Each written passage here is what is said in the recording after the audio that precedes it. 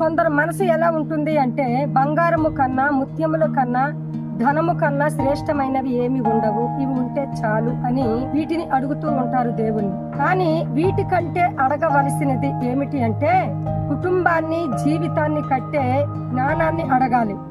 కొందరికి ఇవన్నీ ఉంటాయి కానీ కుటుంబాన్ని బాగుగా కట్టుకునే జ్ఞానం మాత్రము ఉండదు. అందుకే వాక్యం ఇలా తెలియజేస్తుంది, జ్ఞానము ముత్యముల కన్నా శ్రేష్టమైనది, విలువగల సొత్తులేమి దానితో సాటి కావు అని. సొలొమోను రాజు దేవుడు తనకిచ్చిన రాజ్యమును ప్రజలను బాగుగా పరిపాలించడానికి శ్రేష్టమైన జ్ఞానాన్ని అడిగాడు.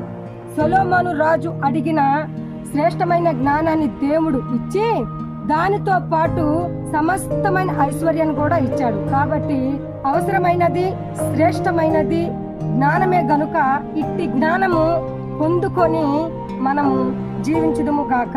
ఆమేన్.